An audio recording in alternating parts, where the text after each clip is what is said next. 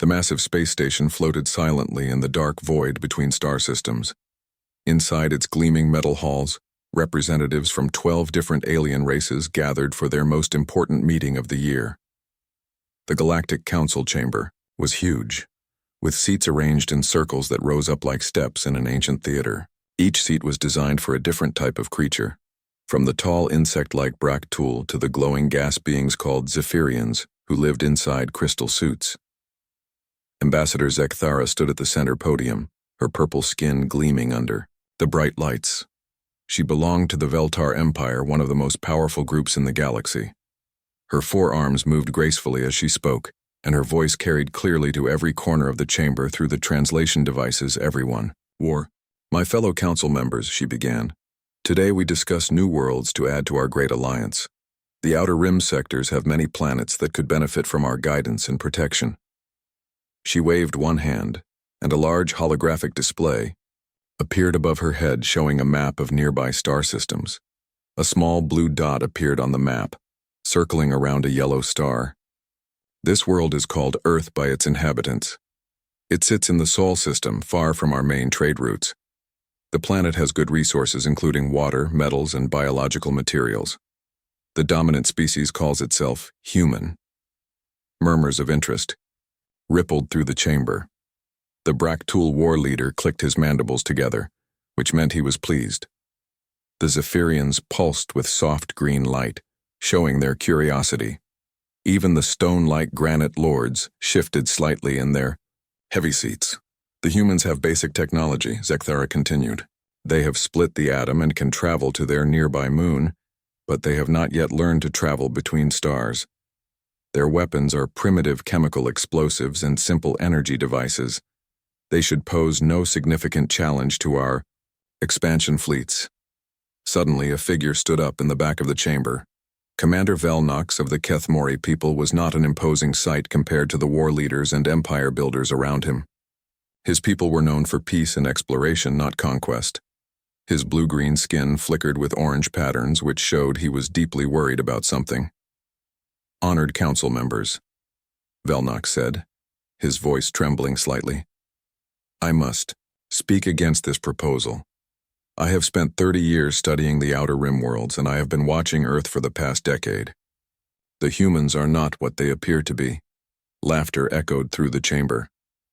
The Bractul war leader stood up, his 6 legs clicking on the metal floor.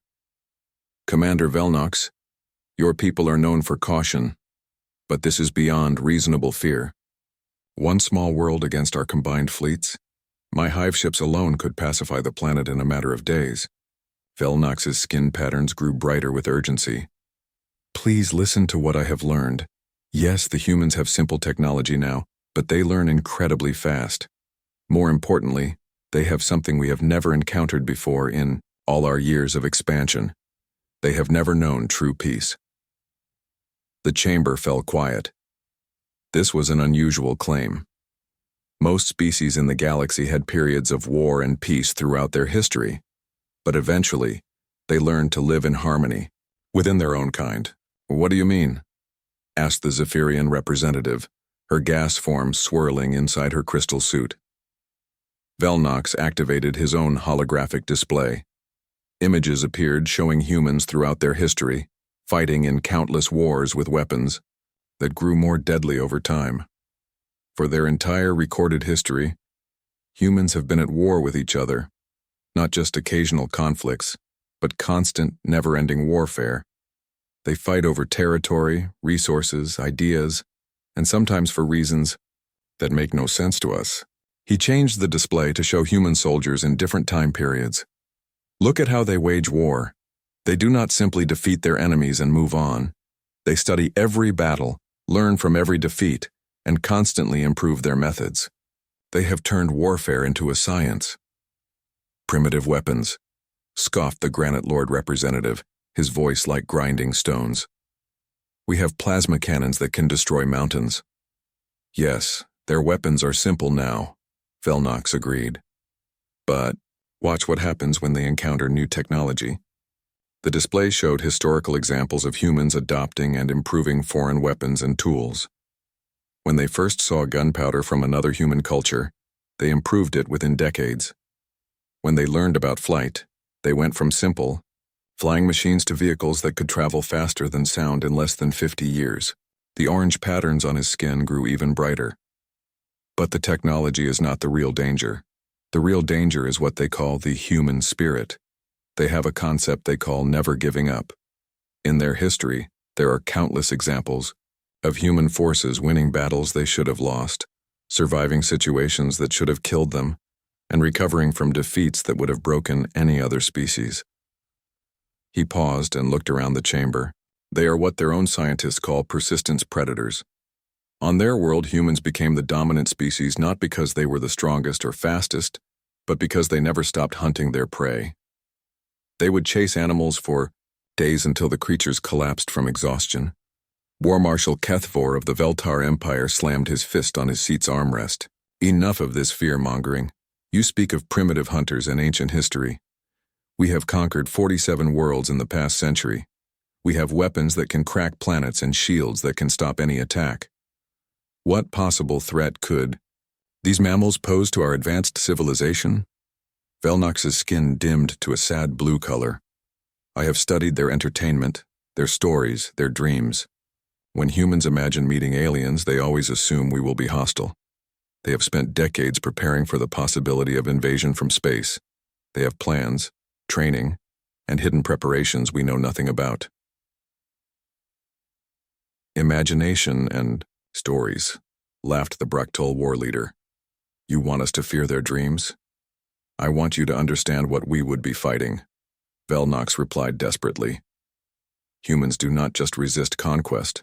They turn it into motivation to become stronger. Every defeat teaches them something new. Every loss makes them more determined. They have a saying, what does not kill us makes us stronger. They actually believe this, and their history proves it to be true. The council chamber erupted in dismissive sounds from a dozen different species. The vote was called, and within minutes, the invasion of Earth was approved by an overwhelming majority. Only the Kethmori delegation voted against the measure. As the other representatives filed out of the chamber, chattering excitedly about the resources they would soon control, Velnox remained in his seat. His skin had turned a deep purple color that meant profound sadness among his people. Ambassador Zekthara approached him as the chamber emptied. Commander, your concerns have been noted, but the decision is made. The invasion fleet will launch within 6 months. Perhaps this will finally prove that your people worry too much about primitive species. Velnox looked up at her with his large, dark eyes. Ambassador, I hope with all my heart that you are right and I am wrong, but I fear that 6 months from now we will discover that we have made the greatest mistake in galactic history. The chamber lights dimmed as the meeting ended, leaving Velnox alone with his fears and the certain knowledge that no one would listen to his warnings until it was far too late. 6 months after the Galactic Council meeting, the largest invasion fleet in recorded history gathered at the edge of the Sol system. 200 warships from 3 different alien empires hung in the darkness of space like deadly metal stars. The Veltar Empire provided the heavy cruisers with their powerful plasma cannons. The Braktul Collective brought their hive ships filled with warrior drones. The Zephyrians contributed their energy-based vessels that could phase through most known defenses. War Marshal Kethvor stood on the bridge of his flagship, the Eternal Conquest. Through the massive viewing window, he could see the small blue planet that would soon belong to the Galactic Alliance. His purple skin was marked with the ritual scars of victory from 47 successful planetary conquests. Earth would be number 48, and he expected it to be the easiest yet. Communications officer, he called out, send the standard surrender demand to the planet's surface. Give them the usual terms. Complete submission in exchange for the lives of their leaders. The communications officer, a young Veltar with unmarked skin, worked at his console for several minutes before looking up with confusion. Sir, they are not responding to our message, but we are detecting massive amounts of radio and digital traffic coming from the planet.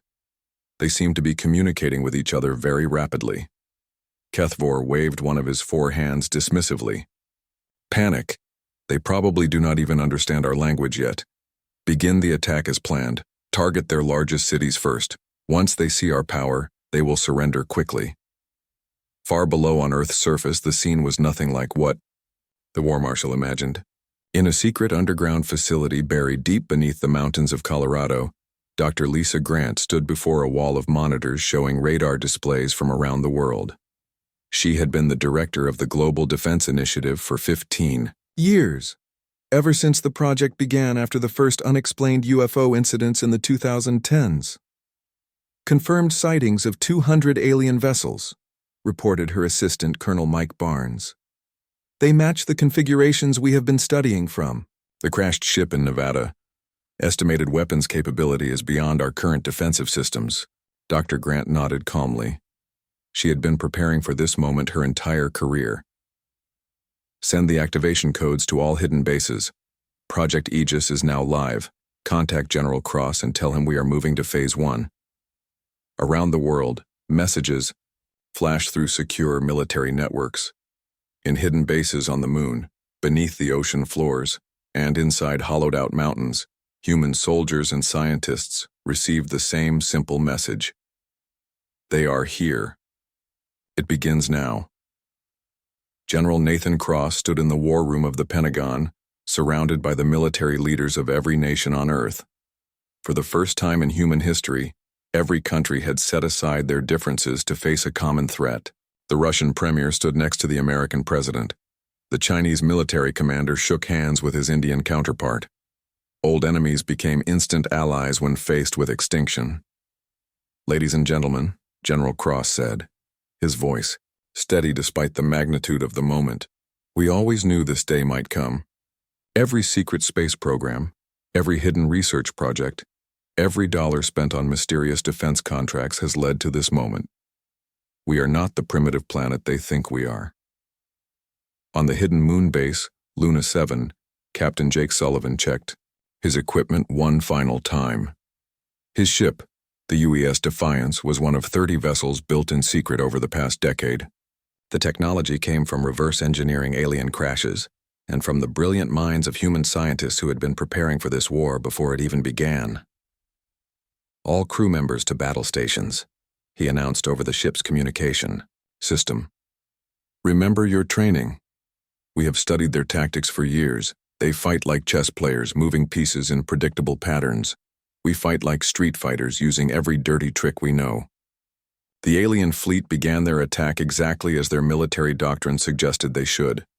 The heavy cruisers moved into position and began firing plasma bolts at major cities. New York, London, Tokyo, and Beijing erupted in massive explosions as the aliens demonstrated their power. But something was wrong. The explosions were too small. The damage was too limited. War Marshal Kethvor stared at his tactical display in confusion. Weapons officer, why are our plasma cannons not destroying these cities completely? Sir, we are detecting some kind of energy barrier around the major population centers. The barriers are absorbing most of our weapon impacts. Before Kethvor could respond, his sensor operator called out in alarm. Sir, we have multiple contacts rising from the planet's surface. They appear to be spacecraft, but they do not match any known primitive design. The hidden moon bases opened their concealed launch bays, and sleek human warships emerged from craters that had hidden them for years. Earth's surface revealed launch silos that had been disguised as ordinary buildings. From the ocean depths, submarine-launched fighters broke through the waves and climbed toward space. Captain Sullivan's voice crackled through the communication channels as the human fleet formed up. All ships, this is Defiance. We have 30 ships against 200. Those sound like good odds to me. Let's show these aliens why you should never pick a fight with Earth. The first space battle between humans and aliens lasted 6 hours. The aliens had superior numbers and more advanced weapons. But they quickly discovered that humans did not fight the way they expected. Instead of forming neat battle lines and exchanging fire in orderly patterns, the human ships scattered in all directions, using unpredictable tactics that confused the alien commanders. Commander Sarah Price, piloting the fighter craft Eagle 7, dove her ship between 2 alien cruisers and fired her weapons at point-blank range. Her ship was built with alien technology but designed with human creativity. It could do things that violated every rule of proper space combat. Target their communication arrays, she called to her squadron. If we can stop them from talking to each other, they cannot coordinate their attacks. The aliens discovered that human weapons, while smaller than theirs, were designed to exploit specific weaknesses in alien technology. Human scientists had spent years studying every piece of alien equipment they could find, learning exactly how to break it. When the battle ended, 40 alien ships had been destroyed or captured. The humans had lost 12 vessels, but the pilots of most of those ships had been rescued by their comrades. War Marshal Kethvor stared at his tactical display, unable to believe what he was seeing. "How is this possible?" he whispered. "They are supposed to be primitives with chemical rockets and nuclear weapons." His intelligence officer, who had been reviewing the battle data, looked up with fear in his eyes. "Sir, they have been preparing for this war for decades. Everything they told us about their technology level was wrong. They wanted us to underestimate them." As the alien fleet regrouped and prepared for their next attack, messages flashed through their communication networks, back to the Galactic Council.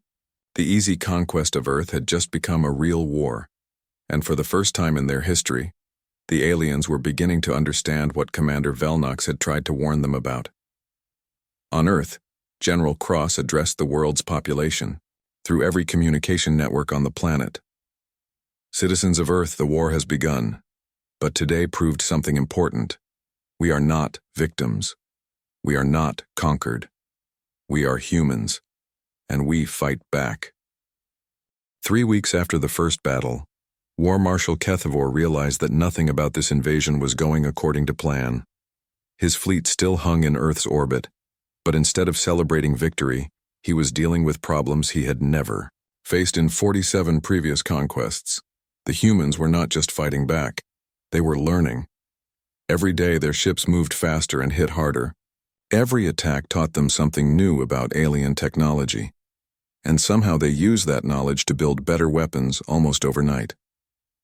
Dr. Peter Kane worked 18 hours a day in the underground research facility beneath Chicago.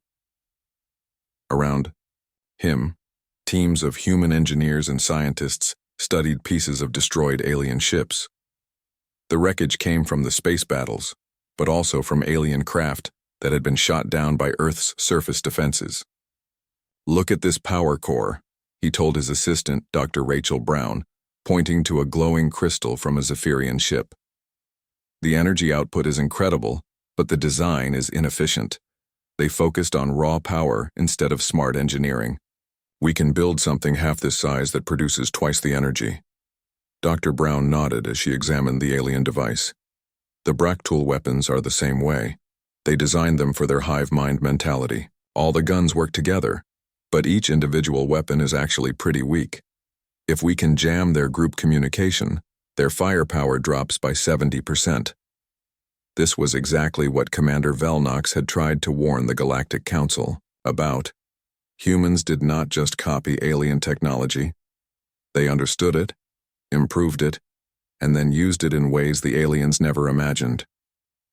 In the streets of damaged cities around the world, ordinary people contributed to the war effort in ways that amazed even their own leaders.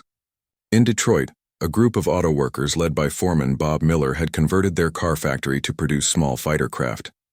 They worked around the clock, using alien materials salvaged from crash sites. "These alien metals are stronger than steel but lighter than aluminum," Bob explained to his workers. "We can build fighters that are faster and tougher than anything we had before, but we build them human-style, simple and reliable."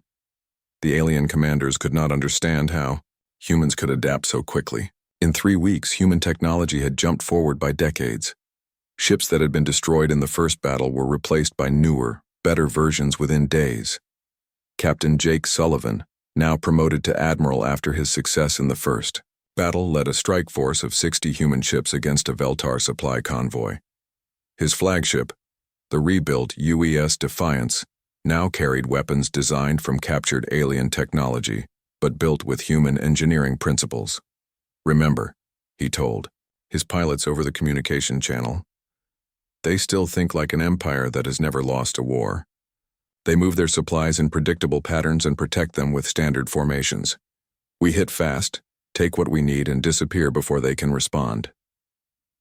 The attack lasted only 30 minutes. The human ships struck the convoy from 6 different directions at once using tactics that no military academy in the galaxy taught. They destroyed the escort ships, captured 2 supply vessels full of alien technology, and vanished into the asteroid belt before reinforcements could arrive. On the ground, the war had taken an even stranger turn. Lieutenant Colonel Maria Santos led a special unit called the Night Runners, soldiers who had volunteered for biological experiments using alien DNA samples. The procedures were dangerous, but they gave humans abilities that matched some of the aliens' natural advantages. The Zephyrians can phase through walls by changing their energy frequency, she explained to her team as they prepared for a mission. We cannot do that, but we can build suits that copy the effect for short periods. The Bractul have natural armor, so we grafted similar protection under our skin. Her team moved through the ruins of Los Angeles, hunting a Bractul scouting party that had landed to gather intelligence. The aliens thought they were safe on the ground, protected by their thick natural armor and superior technology. They had not expected humans who could move like shadows and strike with weapons designed specifically to penetrate Bractul defenses. The alien forces were beginning to panic. Every day brought new reports of impossible human tactics and weapons that should not exist. War Marshal Kethfor called an emergency meeting with his commanders. How are they doing this? He demanded, his purple skin dark with frustration. 3 weeks ago they had primitive spacecraft and chemical weapons. Now they have ships that can outrun our fastest interceptors and weapons that can punch through our strongest shields. His chief science officer, a tall Veltar named Zekmoth, looked exhausted. Sir, we have studied the wreckage from human ships destroyed in battle. Their technology is not more advanced than ours. It is different. They take our designs and change them in ways that make no sense according to proper engineering principles, but somehow their modifications work better than the original. That is impossible, Kethfor replied. We have been perfecting our technology for thousands of years. Yes, sir, but they approach problems differently than we do. When we design a weapon, we focus on maximum power and reliability. When they design a weapon, they focus on what will kill the enemy most effectively. The difference in thinking produces very different results. Meanwhile, in a secret facility in Alaska, computer programmer Amy Stone had achieved something that terrified the alien intelligence officers. She had created a computer virus that could infect alien communication systems and turn their own networks against them. Their computer systems are more advanced than ours, she explained to General Cross during a video call. But they are also more complex. Complexity means more places for errors to hide. I have written a program that looks like normal communication data, but once it gets inside their networks, it spreads and causes their systems to report false information. The virus had already infected half the alien fleet. Ships reported they were in perfect condition when they actually had serious damage. Weapon systems showed full ammunition when they were nearly empty. Navigation computers gave wrong coordinates that sent ships into dangerous areas of space. The Bractul hive ships suffered the worst damage from the virus. Their entire society was based on instant communication between all members of their species. When their communication systems became unreliable, individual Bractul became confused and frightened. Entire hive ships stopped functioning as their crews lost the ability to work together. Dr. Richard Cole, working in a laboratory in Switzerland, had made an even more disturbing discovery. The Zephyrians, who existed as energy beings inside crystal suits, could be disrupted by specific electromagnetic frequencies. They are not really solid beings, he explained to his research team. They are organized energy patterns held together by their crystalline containers. If we can generate the right frequency of electromagnetic pulse, we can disrupt their energy matrix permanently. The weapon he developed looked like a simple radio antenna, but when activated, it could kill a Zephyrian instantly by scrambling the energy patterns that made up their consciousness. Commander Velnox, monitoring the invasion from his observation post far from the battle, sent increasingly desperate reports to the Galactic Council. Each message painted a more frightening picture of human capabilities. They are not just defending themselves, he transmitted. They are evolving. Every battle makes them stronger. Every piece of our technology they capture makes them more dangerous. We are not fighting a primitive species. We are fighting a species that turns warfare into rapid evolution. War Marshal Kethvor, reading Velnox's reports, finally began to understand what the Kethmori commander had tried to warn them about. The humans were not just surviving the invasion, they were thriving on it. Each attack taught them something new. Each defeat motivated them to become stronger. As he looked out at the blue planet below, Kethvor realized with growing horror that the humans were no longer the same species that the invasion fleet had first encountered. In 3 weeks of warfare, they had become something new, something more dangerous. The hunters had become the hunted, and the prey was learning to bite back. 6 months into the invasion, the war had completely changed. The alien fleet that once numbered 200 ships had been reduced to fewer than 60 vessels. War Marshal Kethvor stood on his damaged flagship, watching human warships patrol the space around Earth like they owned it. The latest human fleet was something that defied everything the aliens thought they knew about technology and warfare. Captain Sandra Price commanded the UES Vengeance, a ship that had been built from the ground up using alien technology, but designed with human tactics in mind. Her fleet of 30 ships moved through space like a pack of wolves, hunting the remaining alien forces. "All ships prepare for Operation Swarmbreaker," she announced to her squadron. "Intelligence reports a Bractol hive fleet moving toward the Mars colony. We know their weakness now. Hit their communication nodes first, then pick them apart while they are confused." The Bractol had been the most feared warriors in the galaxy for centuries. Their hive ships were massive, heavily armed, and filled with thousands of drone fighters. But Dr. Peter Kane's research teams had discovered something important about how hive minds worked. Without constant communication, individual Bractol became lost and frightened. The battle near Mars became known as the day the unstoppable force met the unmovable object. The Bractol fleet consisted of 12 hive ships, each one larger than anything humans had ever built. They moved in perfect formation, their drone fighters swarming around them like angry insects. Captain Price split her fleet into 6 groups of 5 ships each. Instead of attacking head-on like the aliens expected, the human ships approached from different angles, moving in patterns that seemed random but were actually carefully planned. "Target the communication towers on the largest hive ship," Price ordered. "Remember, once we cut their ability to talk to each other, they stop being a hive mind and become individual creatures who do not know how to fight alone." The human ships struck with surgical precision. They ignored the heavily armored hulls and massive weapons of the hive ships. Instead, they focused on the delicate communication equipment that allowed the Bractol to function as a group. Within minutes, the carefully coordinated alien fleet became a collection of confused individual ships. Lieutenant Colonel Maria Santos watched the space battle from her command post on Mars. Her night runners had been preparing for a ground invasion, but now they could see the Bractol ships drifting helplessly in space as their crews tried to figure out how to function without their hive mind connection. "It is working exactly like Dr. Kane predicted," she reported to Earth Command. "Take away their ability to think as a group, and they become helpless. They have never learned to make decisions as individuals." On Earth, the war had moved beyond simple survival. Human cities that had been damaged in the early attacks were being rebuilt with alien technology integrated into their basic systems. The new buildings were stronger, more efficient, and included defensive systems that could protect against future attacks. Dr. Rachel Brown, now head of the Global Technology Integration Project, walked through the construction site of New Detroit. The city that had been destroyed in the first alien attack was being rebuilt as a fortress that could defend itself. "The alien power systems are 3 times more efficient than our old electrical grid," she explained to the construction foreman, "but we are not just copying their design. We are improving it. Human engineering focuses on making things work under the worst possible conditions. Alien engineering assumes everything will work perfectly all the time." The difference in philosophy was creating weapons and defenses that surprised even the humans who built them.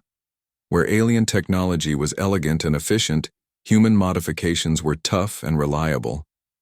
Where alien systems were designed for ideal conditions, human versions were built to work when everything went wrong.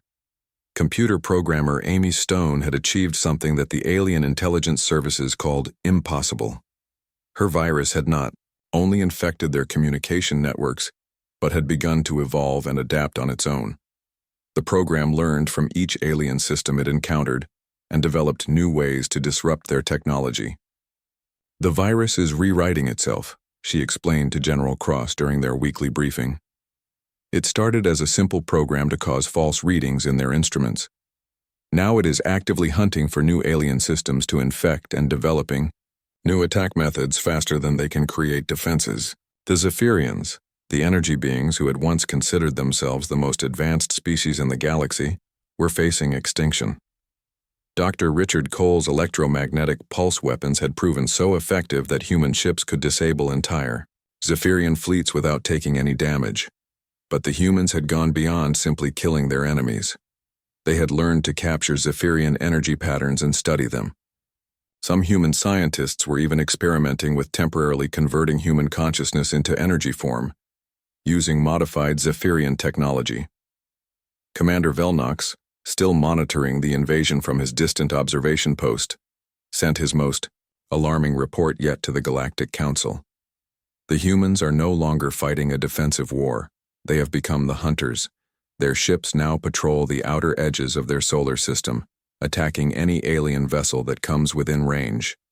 They are not content to simply drive us away. They are learning to become us. The truth was even more disturbing than Velnox realized. Admiral Jake Sullivan, now in command of Earth's entire space fleet, was preparing for something the aliens had never imagined. Project Reach Out involved sending human ships beyond the solar system to find alien colonies and supply bases. "We have been fighting on the defensive for 6 months," he told his senior officers. "Now it is time to take the fight to them. They wanted to see how humans wage war. Let us show them what happens when we go on the attack." The first human strike beyond the solar system hit a Veltar supply depot near Alpha Centauri. The attack lasted only 2 hours, but it sent shockwaves through the entire Galactic Alliance. The primitive species that was supposed to be conquered and enslaved had somehow developed the ability to attack alien territory. War Marshal Kethvor received the news while his own fleet was retreating toward the outer edge of the solar system. His flagship was barely functional, held together by emergency repairs and powered by backup systems. Around him, the remnants of the greatest invasion fleet in galactic history limped through space like wounded animals. "How many ships do we have left that can still fight?" he asked his tactical officer. 37 vessels, sir, but most of them have significant damage. The humans seem to know exactly where to hit us to cause maximum damage with minimum effort." Kethvor looked at the tactical display showing human ships moving to intercept his retreat. 6 months ago, he had commanded 200 of the most advanced warships in the galaxy. Now he was running from humans in ships that used technology his own people had invented. "Send a message to the Galactic Council," he ordered. "Tell them that the invasion of Earth has failed. Tell them that Commander Velnox was right about everything. And tell them that we are no longer dealing with the same species we first encountered." He paused, watching as more human ships appeared on his sensors. "Tell them that the humans are coming, and they are bringing everything we taught them about warfare with them." The message that reached the Galactic Council 3 days later was simple and terrifying. The prey has become the predator. Earth is no longer defending itself. Earth is preparing to attack us. For the first time in galactic history, the hunters had become the hunted, and no one knew how to stop what they had accidentally created. 18 months after the invasion began, the last alien warship jumped to hyperspace and fled the Sol system. Admiral Charles Murphy stood on the bridge of the UES Liberty, humanity's new flagship, and watched the alien retreat with satisfaction. Around him, 300 human ships patrolled Earth's solar system like guardians protecting their home. "Let them go," he told his eager captains who wanted to pursue the fleeing aliens. "We have made our point. They came here thinking we were easy prey. Now they know better. The war was officially over, but its effects would change the galaxy forever. Earth had not simply survived the invasion. Humanity had captured 43 alien warships, taken over 6,000 prisoners, and acquired technology that advanced their civilization by hundreds of years. More importantly, They had discovered something about themselves that even they had not fully understood. Dr. Susan Clark, now director of the new Department of Alien Studies, walked through the prisoner, holding facility beneath the Rocky Mountains. She had spent months interviewing captured alien soldiers and commanders, trying to understand how different species thought and fought. What she learned surprised even her. "You must understand something about humans," she explained to a captured Veltar officer named Zekron. "We are not like other species you have conquered. We evolved as hunters, but we are also curious. This war was not just about survival for us, it was about learning." Zekron looked at her with his 4 eyes, still trying to understand how his advanced civilization had been defeated by what he considered primitive mammals. "Your weapons were inferior to ours when the war began," he said through the translation device. "How did you advance so quickly?" Dr. Clark smiled. "Because we had the best teachers in the galaxy. You taught us everything we needed to know about your technology, your tactics, and your weaknesses. Every time you attacked us, you gave us a free lesson in advanced warfare." The truth was both simple and terrifying. Humans had not just learned from their enemies. They had enjoyed the challenge. While other species saw war as a terrible necessity, humans approached it as a problem to be solved, a puzzle to be figured out, and a test to be passed. General Nathan Cross, now Supreme Commander of Earth's military forces, addressed the United Nations for the last time before retiring. "We have learned something important about ourselves during this war," he told the assembled representatives of every nation on Earth. "We are not just survivors, we are adapters. When faced with superior technology, we find ways to make it work for us. When confronted with impossible odds, we find ways to change the odds." The Galactic Council convened an emergency session to address what they now called the Earth problem. Commander Velnox, no longer ignored or dismissed, stood before his fellow council members as the recognized expert on human behavior. His warnings, once laughed at, were now treated as prophecy. "The damage has been done," he reported to the silent chamber. "We have shown them our technology. We have taught them our weaknesses. We have united them against a common enemy. Worse than all of that, we have given them a taste of galactic warfare, and they have discovered that they are very good at it." The Zephyrian representative, one of the few survivors of her species' encounter with human electromagnetic weapons, pulsed with fearful energy inside her crystal suit. "Surely they will be satisfied with driving us away from their world. They have no reason to expand beyond their solar system." Velnox's skin patterns showed deep sadness. "You still do not understand what we are dealing with. Humans are persistence predators. They do not stop hunting until their prey is completely defeated. But more than that, they are explorers. Now that they know there are other worlds, other species, other challenges, they will want to see them all." His prediction proved accurate sooner than anyone expected. Within 6 months of the aliens' retreat, human exploration ships appeared throughout the galaxy. They came not as conquerors but as traders, scientists, and pioneers. However, their rapid expansion and obvious technological advancement alarmed every species that encountered them. Captain Sandra Price, now commanding the exploration vessel, UES Discovery, made first contact with the peaceful Andorian Republic on the far side of the galaxy. The Andorians were a gentle species that had never known warfare, and they were fascinated by the humans who had defeated the great galactic powers. "How did you accomplish such victories?"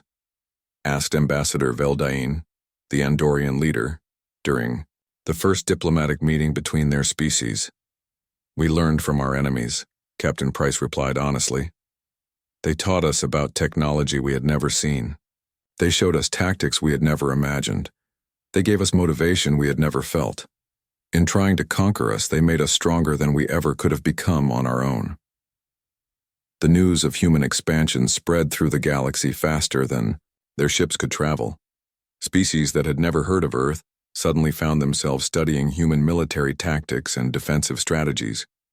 The idea of a species that grew stronger through conflict was both fascinating and terrifying to civilizations that valued peace and stability. Dr. Peter Kane, now head of the Global Research Initiative, established the Institute for Galactic Technology on the moon. Human scientists worked around the clock to understand and improve on every piece of alien technology they had captured, but they did not simply copy what they found. They redesigned it, enhanced it, and made it better. The aliens built their technology to be perfect under ideal conditions, he explained to his research teams. We build our technology to work when everything goes wrong. That difference in philosophy is why we won the war, and it is why we will continue to succeed as we explore the galaxy. Commander Velnox retired from active duty and established the Institute for Human Studies, the first galactic organization dedicated to helping other species understand Earth and its inhabitants. His most famous lecture series, attended by diplomats and military leaders from dozens of worlds, always ended with the same warning. You asked me to study the humans and tell you if they were dangerous, he would say to his audiences. The answer is yes, they are extremely dangerous, but not in the way you think. They are dangerous because they never stop growing, learning, and improving. They are dangerous because they turn every challenge into an opportunity. They are dangerous because they are inevitable. 5 years after the failed invasion, human colonies existed on 40 different worlds. Human traders visited every major galactic marketplace. Human scientists worked alongside alien researchers on projects that benefited all species. The galaxy had gained something it never expected, a species that thrived on challenge and turned conflict into progress. The failed invasion had accomplished something no human leader could have imagined. It had transformed a divided, isolated species into a unified force that saw the entire galaxy as their new frontier. Earth was no longer a small blue planet on the edge of civilization. It had become the center of a new age of exploration, discovery, and expansion. War Marshal Kethvor, now living in exile on a remote world, spent his final years writing memoirs that would become required reading at military academies throughout the galaxy. His last entry was both a warning and a recognition of what humanity had become. We thought we were hunting prey, he wrote. We discovered we were teaching students. We thought we were conquering a world. We discovered we were creating the galaxy's next great power. The humans were right about one thing. What does not kill them truly does make them stronger. The galaxy had learned the most important lesson in its history. Never underestimate a species that sees the impossible as just another problem to solve.